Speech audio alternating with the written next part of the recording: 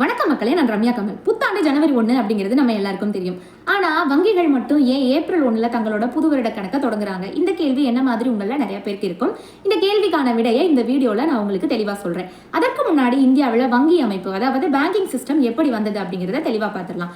நம்மள ஆங்கிலேயர்கள் ஆட்சி பண்ணாங்க அப்படிங்கிறது நம்ம எல்லாருக்குமே தெரியும். ஆங்கிலேயர்கள் 18ஆம் நூற்றாண்டுல ஆங்கிலேய கிழக்கிந்திய கம்பெனி அப்படிங்கிற பேர்ல இந்தியாவிற்கு வணிகம் செய்வதற்காக வராங்க.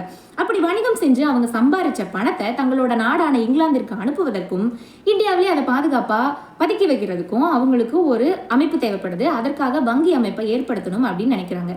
அன்றைக்கு இருந்த மன்னர்கள் எல்லார்கிட்டையும் அனுமதி வாங்கிட்டு 1770ஆம் ஆண்டு கொல்கட்டால முதல் வங்கியை நிறுவுறாங்க. அந்த வங்கியோட பேரு பேங்க் ஆஃப் கல்கட்டா. சில வருடங்கள்ல இந்த வங்கியை மூடிடுறாங்க. அதற்கு அப்புறம் நிர்வாக வசதிக்காக இந்தியாவை அவங்க 3 முக்கியமான ரெசிடென்ஷியலா பிரிச்சு வச்சிருந்தாங்க. ஒன்னு பெங்கால், இன்னொன்னு மும்பை, இன்னொன்னு மദ്രാസ്. இந்த 3 இடங்களிலுமே 3 முக்கியமான ரெசிடென்ஷியல் வங்கிகளை அவங்க நிறுவுறாங்க. 1804 bank of Bengal, 1840 bank of Mumbai, 1843 bank of Madras ஆகிய 3 வங்கிகளை நிறுவுறாங்க. இந்த 3 வங்கிகளையும் 1921ஆம் ஆண்டு ஒன்றாக இணைச்சு இம்பீரியல் பேங்க் அப்படிங்கிற பேர்ல நிர்வாக வசதிக்காக ஒன்றிணைக்கிறாங்க. இந்த இம்பீரியல் பேங்க் தான் சுதந்திரத்திற்கு பின்னாடி இன்றளவும் நம்ம பயன்படுத்திட்டு இருக்கிற ஸ்டேட் பேங்க் ஆஃப் இந்தியாவாக மாறுகிறது. அதற்கப்புறம் நாடெங்கிலும் இருக்க வங்கிகள் எல்லாத்தையும் கட்டுப்படுத்துவதற்கு ஒரு மைய வங்கியை ஏற்படுத்தணும் அப்படின்னு ஆங்கிலேய அரசாங்கம் திட்டமிடுறாங்க. அதற்காக ஏப்ரல் 1, 1935ஆம் ஆண்டு மத்திய ரிசர்வ் வங்கியை உருவாக்குறாங்க. அந்த ரிசர்வ் வங்கி தான் இன்னைக்கு நம்ம எல்லாரும் பயன்படுத்திட்டு இருக்கிற RBI, reserve bank of India. சரி, ஓகே, இது எல்லாமே ஆங்கிலேயர்களால் தொடங்கப்பட்ட வங்கி. இதை பார்க்கும்போது இந்தியர்கள் யாருமே வங்கி எதுவும் தொடங்கலையா, இந்தியாவுக்கு அந்த அளவுக்கு கெப்பாசிட்டி இல்லையான்னு சிலர் நினைக்கலாம். இந்தியர்களாலும் வங்கிகள் தொடங்கப்பட்டன. இந்தியர்களால முதல்ல தொடங்கப்பட்ட வங்கி 1865ஆம் ஆண்டு தொடங்கப்பட்ட அலகாபாத் வங்கி. இது முழுக்க இந்தியர்களோட முதலீடால் தொடங்கப்பட்ட ஒரு பொதுத்துறை வங்கி. இன்றளவும் இந்தியாவில் இருக்கக்கூடிய மிக பழமையான பொதுத்துறை வங்கி இந்த அலகாபாத் வங்கி. அதற்கப்புறம் 1897ஆம் ஆண்டு பஞ்சாப் நேஷனல் பேங்க் அப்படிங்கிற ஒரு பேங்கை ஓபன் பண்றாங்க. இதுவும் முழுக்க இந்தியர்களோட முதலீடுகளால் மட்டுமே தொடங்கப்பட்ட ஒரு வங்கி. இந்த வங்கியை நிறுவுறதுக்கு நிறைய தலைவர்கள் போராடினாங்க. அதுல மிக முக்கியமானவர் லாலா லஜபதி ராய்.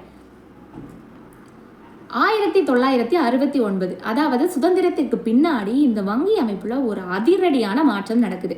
அதிரடின்னு சொன்னாலே நமக்கு எல்லாம் ஞாபகம் வர்றவங்க இந்திரா காந்தி அம்மையார் தான். ஆமா, 1969ஆம் ஆண்டு இந்தியாவின் பிரதமராக இருந்தவங்க இந்திரா காந்தி அம்மையார்.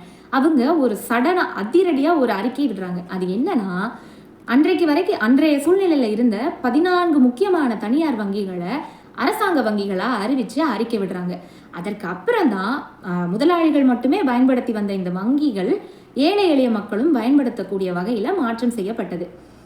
அதற்கப்புறம் இன்னைக்கு நம்ம எல்லாரும் பயன்படுத்திட்டு இருக்கிற நிறைய வங்கிகள் தொடங்கப்பட்டு இன்றளவும் இந்தியாவோட பேங்கிங் சிஸ்டம் ரொம்ப ஸ்ட்ராங்கான பேங்கிங் சிஸ்டமா இருக்குது. இதுதான் இந்தியாவில் இருக்க பேங்கிங் சிஸ்டமோட ஹிஸ்டரி. சரி, ஏப்ரல் 1 ஏன் புது வருட கணக்கு ஆரம்பிக்கிறாங்க? அந்த கேள்விக்கான பதில் பல காரணங்கள் இருக்கு. முதல் காரணம் ஆங்கிலேயர்கள் தான்.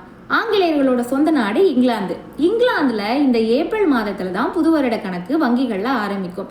ஸோ நிர்வாக வசதியை எளிமையாக்குறதுக்காக ஆங்கிலேயர்கள் இந்தியாவிலையும் இந்த நடைமுறையவே கொண்டு வராங்க. 1867ஆம் ஆண்டுல இருந்து இந்த நடைமுறை தான் இந்தியாவில் ஃபாலோ பண்ணப்படுது. அதாவது ஏப்ரல் 1 புது வருட கணக்கு ஆரம்பிக்குது. அதற்கப்புறம் பண்பாடு மற்றும் கலாச்சார காரணங்களும் இருக்கு. இந்தியாவில் பொதுவாக இந்த ஏப்ரல் மாதத்தை ஒட்டி தான் பல மாநிலங்களில், எக்ஸாம்பிளுக்கு தமிழ் வருட பிறப்பு, தெலுங்கு வருட பிறப்பு, விஷு, இன்னும் பல அறுவடை திருவிழாக்கள் இந்த ஏப்ரல் மாதத்தை ஒட்டி தான் வரும். ஸோ அறுவடை திருவிழா நடந்தாதான் விவசாயிகளுக்கு வருமானம். அப்பதான் நாட்டோட வருவாயை கணக்கிட முடியும். வருமானத்தை கணக்கிட்டாதான் புது கணக்கை ஆரம்பிக்க முடியும். அது மட்டும் இல்லாம வணிகர்கள் பொதுவா இந்த புத்தாண்டை ஒட்டி தான் அவங்களோட புது கணக்கை தொடங்குவாங்க. இது நம்மளோட மரபு ரீதியா பாரம்பரியமா கடைபிடிச்சிட்டு வர்றது. ஸோ நாட்டோட வருமானத்தை மொத்தமா கணக்கிடணும் அப்படின்னா எல்லார்கிட்டையும் வருமானம் இருக்கணும். ஸோ இந்த அறுவடை முடிஞ்சதுக்கு அப்புறம் கணக்கிட்டா அவங்களால எளிமையா கணக்கிட முடியும். அதற்காக தான் ஏப்ரல் 1ஆம் தேதியிலிருந்து இந்த நிதி தொடர்பான விஷயங்கள், புது வருட கணக்கு எல்லாமே ஆரம்பிக்கப்படுது. அதற்கப்புறம் பருவமழை சார்ந்த திட்டங்கள். நம்ம இந்தியாவில் ஜூன் மாதம் தான் பருவமழை ஆரம்பிக்குது. இந்தியா ஒரு விவசாய நாடு. ஜூன் மாதத்துல பருவமழை வரும்போது அதற்கு 2 மாதத்திற்கு முன்பாகவே, அதாவது ஏப்ரல் மாதத்துல என்னென்ன மாதிரியான நிதி ஒதுக்கணும் அப்படிங்கிறத நம்ம திட்டமிட்டு வச்சுட்டோம் அப்படின்னா வரக்கூடிய ஜூன் மாதத்துல பருவமழை பெய்யும் போது அதை வந்து நம்ம உபயோகப்படுத்துவதற்கு அமல்படுத்துவதற்கு ஈஸியாக இருக்கும். அடுத்த முக்கியமான காரணம் பட்ஜெட் பிப்ரவரி மாதம் தாக்கல் செய்யப்படும். அப்படி தாக்கல் செய்யப்பட்ட பட்ஜெட்டை அலசி ஆராய்ஞ்சு நடைமுறைப்படுத்துவதற்கு குறைந்தது 2 மாத காலமாவது தேவைப்படும். பிப்ரவரியில் தாக்கல் செய்யப்பட்ட பட்ஜெட்டு ஏப்ரல் மாதம் நடைமுறைப்படுத்தப்படுகிறது. இதுவும் ஒரு காரணம். வங்கிகள் தங்களோட நிர்வாக வசதிக்காகவும் இந்தியாவோட கலாச்சாரம் மற்றும் பாரம்பரிய காரணத்திற்காகவும் பொருளாதார வசதி மற்றும் விவசாய காரணங்களாலும் தான் ஏப்ரல் 1 தங்களோட புது வருட கணக்கை ஆரம்பிக்கிறாங்க. இந்த வீடியோ உங்களுக்கு யூஸ்ஃபுல்லாக இருக்கும்னு நான் நம்புகிறேன். மறக்காமல் லைக் பண்ணுங்கள், உங்கள் ஃப்ரெண்ட்ஸ் அண்ட் ஃபேமிலிக்கு ஷேர் பண்ணுங்கள். இந்த வீடியோவுக்கு சப்ஸ்கிரைப் பண்ணி சப்போர்ட் பண்ணுங்கள். தேங்க்யூ. புதுசாக சேனல் ஸ்டார்ட் பண்ணியிருக்கேன். உங்களோட சப்போர்ட் இருந்தால் மட்டும்தான் க்ரோத் ஆக முடியும். ஸோ சப்ஸ்கிரைப் பண்ணி சப்போர்ட் பண்ணுங்கள். தேங்க்யூ.